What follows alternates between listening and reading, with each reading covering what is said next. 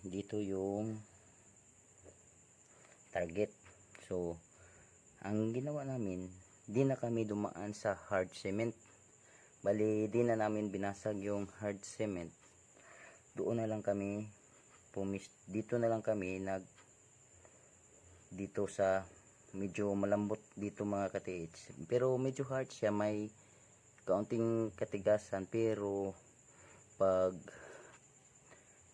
sinisilsil mo okay lang naman. Pero medyo katigasan nga yung gilid, mga 4 inches yung kapal niya na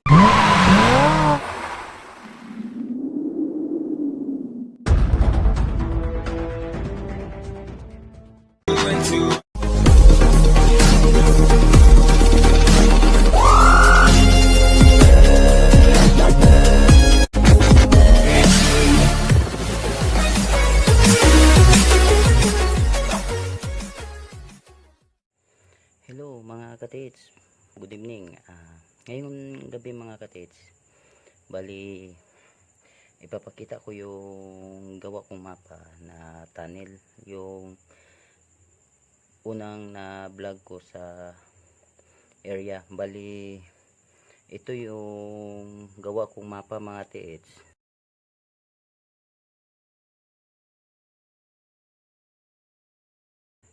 At saka nasa description naman nasa baba naman ng description yung video nito na unang na-upload ko.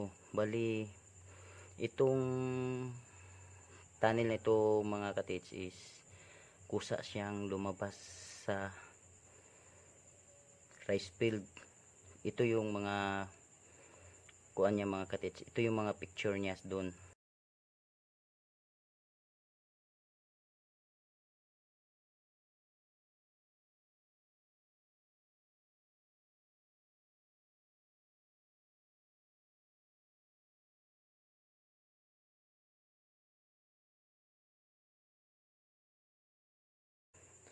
Kusa siyang lumabas sa rice field. At saka ito mga katits, ipapakita ko sa inyo yung sign sa itaas nito. Bali ito yung mapa na gawa ko, at saka yung binilugan ko, yan yung tunnel na nasa mapa, yung may bilog, yan yung tunnel. At saka itong rice field na butas, itong butas na ito mga katits, yan, nakita nyo. Bali kusa siyang lumabas dahil siguro sa tubig, at saka di maayos ang pagkakatabon, kaya kusa siyang lumabas. So ito yung sign sa itaas mga katits. Bali sa area na ito yung turtle to siya mga katits. Nakaganyan yung kuha niya mga katits, buntot niya. Tapos dito is tugas naman to mga katits. Yan, tugas yan. Tapos may bato dyan, nakailirang ganyan mga katits. At saka may tugas din dito mga katits. Yan, tugas siya. Tapos dito is slope. Bali kuha sa mapa dito mga katits, ito ay isa rin sa slope. Bali malaking slope to mga katits, slope to. Ito yung slope na nasa mapa, slope na yan na nasa mapa mga katits, ito. At saka dito mga katits, slope na ito, kaganyan. Tapos rice field.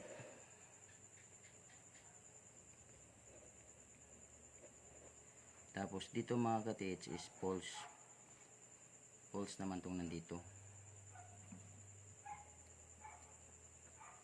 Ito yung poles na maliit, papunta siya dun. Tsaka dito isang tunnel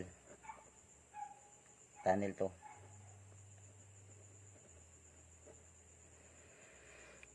Yan, tunnel nasa gilid ng poles. At saka ito mga katiits, naka ganto to siya, parang naka-slanting yung tingin niya is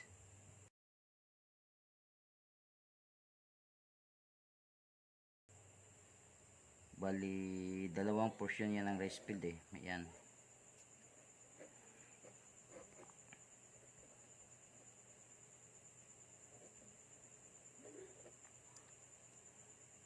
Dito is parang may kuan siya dito mga katiits na itong nakatingin siya dito, target niya yung stone. Yung stone naman nakatarget doon sa isa pang tunnel. Target siya dito, tunnel to. Yan. Tapos dito kawayan. Kawayan. Itong nasa video na ito mga katiits, so ito yung mapa. Kita nyo yung mapa. Yan.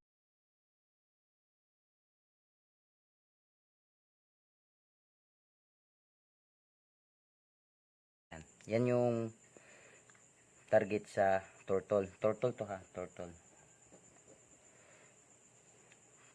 At saka mga katiits, dito sa rice field na to mga katiits, sa bandang dito, dito yung butas niya. Ayan, sa rice field. Nasa gitna siya ng rice field. So, ito yung butas niya mga katiits. At saka ito. Nandito yung exit.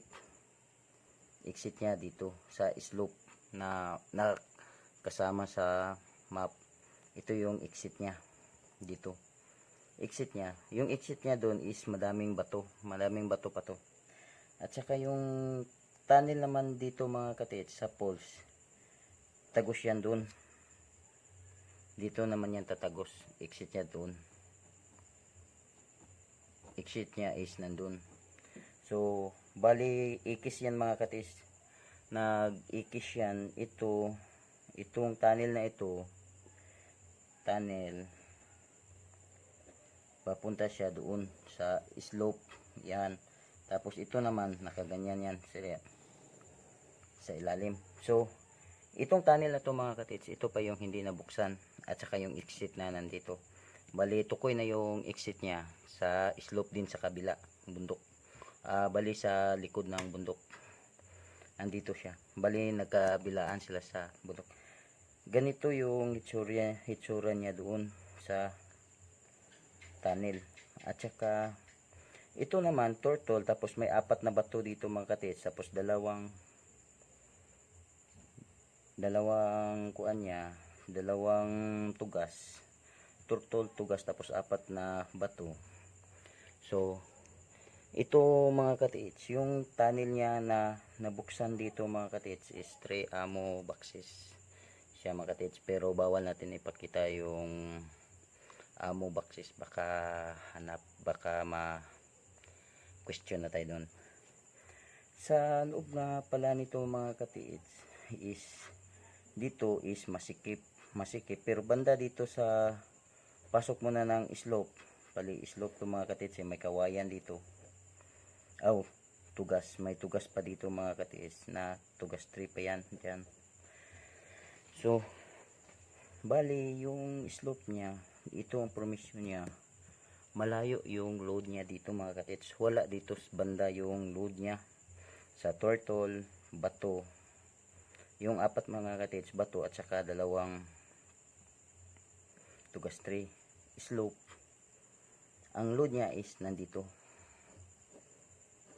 yan sa baba ng slope yung load niya mga katiits. Medyo mahirap nga itong ibalbag, pero sa ilalim kasi nito mga katiits, sa ilalim doon sa tunnel, parang ganito siya mga katiits.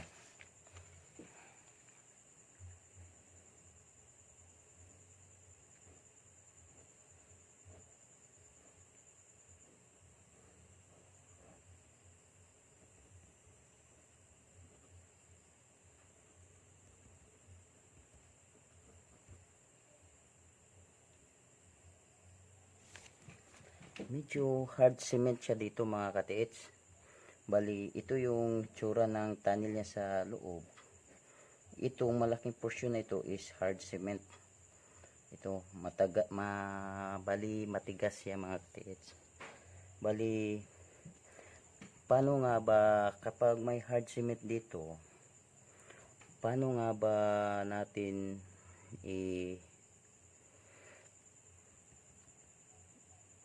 itrabaho na madali lang siyang trabahuin? Kasi dito mga katiits, sa slope mga katiits, dito sa slope na ito mga katiits, dito banda is may para siyang, sa slope na to is parang may daluyan siya ng tubig galing sa bundok. Bundok to kasi, mountain to mga katiits. Bali yung layer niya dito mga katiits is parang napakuan siya, parang daanan siya ng tubig pag umulan doon. Pag umulan dito mga katiits, parang dito na talaga yung tubig niya dumadaloy, so nadadaanan yung slope ng tubig. At saka dito mga katiits is may maliit na butas. Bali yung butas niya is parang 4 inches diagonal. Yung 4 inches diagonal niya, dito siya. So ngayon may butas dito mga katiits sa banda dito. So ang ginawa ko doon sa ilalim, o ginagawa ko sa kasama ko doon, kasi dito yung butas 4 inches diagonal. Bali sa ilalim to tunnel. Bali dito yung target. So ang ginawa namin, di na kami dumaan sa hard cement. Bali di na namin binasag yung hard cement. Doon na lang kami dito na lang kami dito sa medyo malambot dito mga katiits. Pero medyo hard siya, may kaunting katigasan, pero pag sinisilsil mo okay lang naman. Pero medyo katigasan nga yung gilid, mga 4 inches yung kapal niya na matigas. Pero pag kuha namin dito is kuha na siya yung parang malambot na siya na lupa, ordinary rocks. Pero yung simento, ito nakaganon yung simento dito mga katiits. Bali ito itong simento na to, sinunod lang namin yung kuan niya. Bali yung walling niya sinunod namin dito, sunod yan, para hindi na kami magbasag dito. Sinundan lang namin sa gilid. So yung gilid nga pala niya mga katiits is medyo okay trabahuin kasi nature lang na lupa. So pagdating dito mga katiits, pagkatapos ng hard cement is may pile na siya na bato.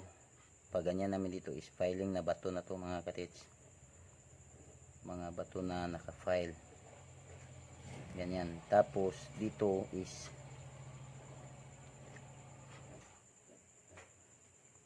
clay siya na lupa, kulay itim, na pag hinawakan mo is yung parang kuan siya, yung parang malamig na maputik na kulay itim. So dito natin nakita yung target 3 ammo box.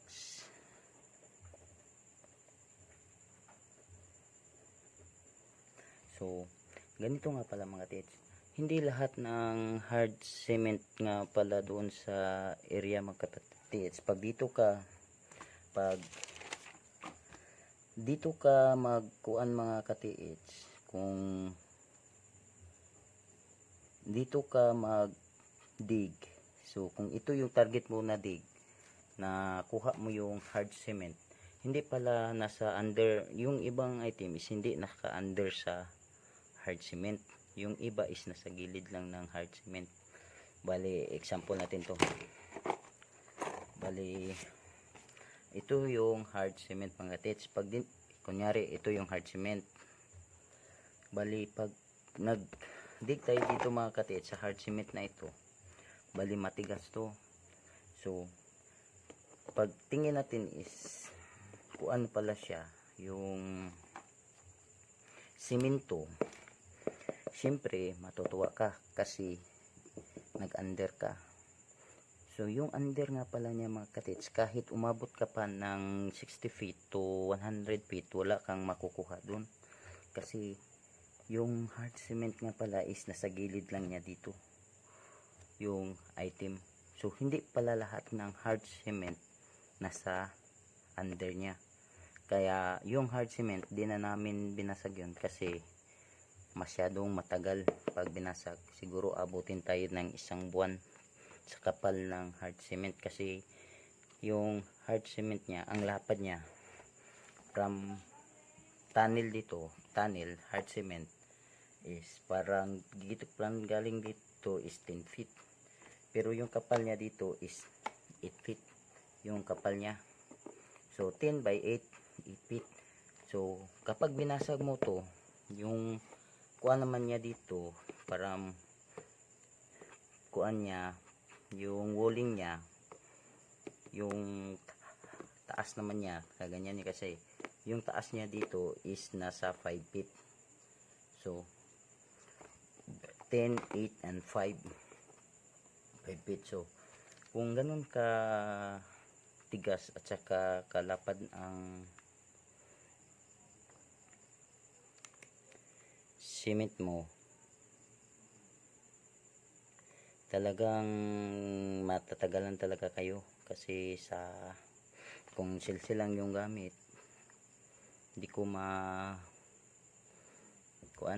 ma-relate kasi nga yung project na ito mga katits is 3 araw lang works nito kasi nasa mapa ko na ito, yung gawa kong mapa, itong mapa na to mga katits. So nasa mapa na siya, hindi ko na lang sinali yung lahat ng mga details dyan sa mapa kasi sikreto na yan kung saan talaga nakalagay o nakaposisyon yung mga load. So ito mga katits, hard cement 10 by 8 by 5. Tsaka sa likod ng hard cement ay may naka-file na mga bato. So ipag-file namin dito sa mga bato mga katiits, dito medyo nagkuan pa kasi kami sa hard cement, medyo nagliko kami, sinundan namin yung hard cement is naka-file na yung mga bato. So di na namin ginalaw yung mga bato, dumiritso kami papunta doon. At saka dito is lupa. So nasa balignan niya na lang namin yung bato at nandoon na nga naka-file yung 3 boxes armor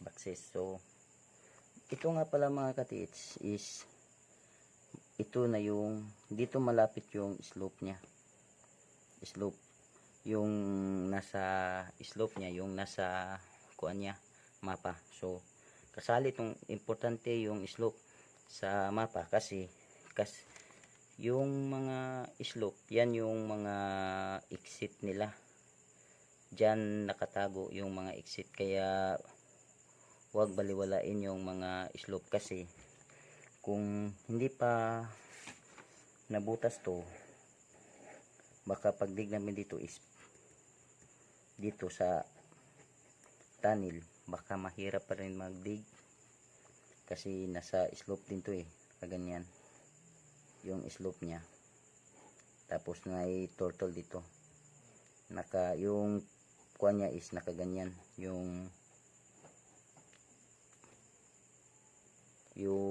buntot ng turtle. So yung mga advice ko lang mga katiits, kapag may nakita kayong hard cement, Bali, yun muna ang kunan mo. Kunyari, nandito ka sa top niya, nakadig. Kunyari lang to ha. Hard cement to, kunyari mga katits. Ito yung hard cement. So, pag nasa itaas ka, nakadig, wag nyo na lang itong basagin. Advice ko lang, wag nyo muna itong basagin. Pwede nyo naman itong sundan, papunta doon, kung saan yung dulo niya. Papunta din dito, kung saan yung dulo niya. Yan. So, sa apat na portion ng hard cement is may makikita kayong mga naka-formation o nakakuan na rocks. Yung nakahilira na rocks. So, yun ang i-try nyong i-drift para i-try nyo lang i-drift. Baka nandun ang sa likod ng naka-file na bato, baka nandun ang sagot.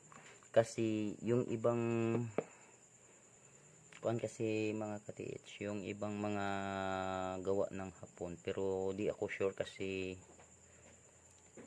wala pa tayong 1 taon sa pagtre-treasure, wala pa akong masyadong experience sa mga digging. Bali, self-study lang at saka mapstone remapping, mapa yung sinusunod ko. Baka yung iba nasa under talaga, papunta doon sa ibaba doon. Pero ito mga katits, kapag makakita kayo isa sa ito ha, tandaan nyo mga katits, itong ganito mga katits, yung mga hard cement, tignan nyo yung gilid is nandyan yung giveaway. Bali, ito mga katits is giveaway o small deposit na madaling makuha, na walang masyadong trough.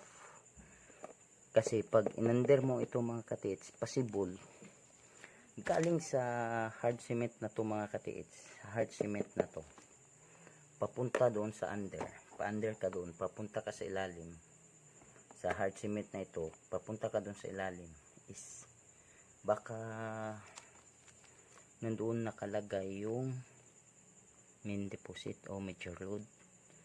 Bali, yung major load is nasa 30 pataas yan, umaabot yan ng 300 feet maybe, pero basta major load, baka ganun na nga, umaabot siya. Pero di pa ako nakatry ng 300 feet, kahit nga 60 feet di ko pa natry. Bali, yung natatry ko lang is mga 15 feet, ganyan. Bali, ganyan lang. Kasi yung gusto kong trabaho is one dig, one hit. Bali, hindi tayo, wag nating patagalin. So, kung maybe kung mag-under ka dito sa hard cement, baka pagdating natin ng 60 feet ay may makita tayong load doon, o 100 tons na load. So, nasa inyo na yan mga katits. Pero yung lugar mga katits sa history, depende kasi yan. Kung matagal ang mga Hapon nag-stay sa lugar na yan, possible na nasa ilalim yung main deposit niya, na malalim. Kasi nga yung Hapon, pag naka-ready, pag nakahanda sila, or may kuan talaga sila, sa may plano sila na ilibing yung nakaw nilang kayamanan, maabot talaga ng ganon. At saka yung 3 boxes na nandito sa gilid ng hard cement, baka kuan lang yan, giveaway. Kasi giveaway, small deposit, para pag mag retrieval na sila, may panggasto sila. Kung anong gagawin nila, gagawa sila ng mall or uubusin nila yung mountain, ganyan.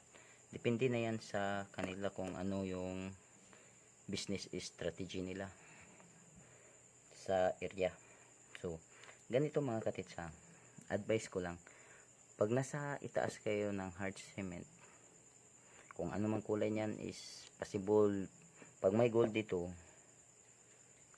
malapit sa hard cement, dito banda is white na medyo puti na simento yan.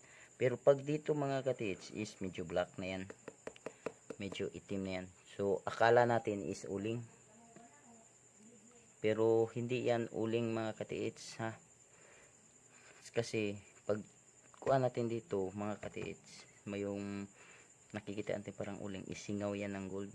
So pag singaw niya is mangingitim siya, ganyan, parang yung akala natin uling pero hindi pala siya uling, bali singaw lang siya, bali nasunog siya sa init ng gold. Sige, mga katits, kasi gabi na. Maraming salamat nga pala sa panonood at saka God bless. Sundan nyo lang. Bali may patikim muna ako. Itong mga sign na ito mga katits, oh. Yan. Yan yung next project natin 2021. Bali yan yung first project ko. Kasi itong project na ito mga katits, matagal ko na tong plano, 2020 pa to yung gusto kong itrabaho to, pero ngayon ko lang na pagtuunan ng pansin. So ito na lang itong mga sign na ito mga katits, yan from kuan yan yung kuweba, yan, tapos ito yung mga sign sa kuweba. At saka sa tapat ng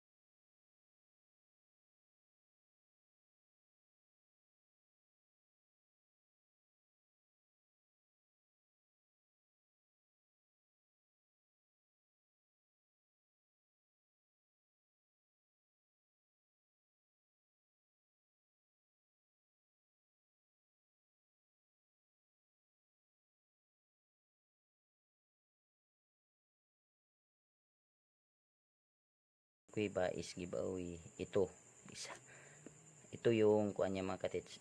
Ito yung ito yung kuweba, tapos ito yung tugas naman niya na putol na to. Bali nasa tugas ng giveaway natin sa tapat ng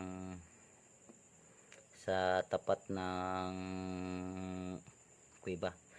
So yung kuweba nga pala natin mga katits is form siya na triangle yung entrance. So form na triangle, bali may dalawang giveaway siya sa lalabas at saka sa loob ng kuweba ang main deposit.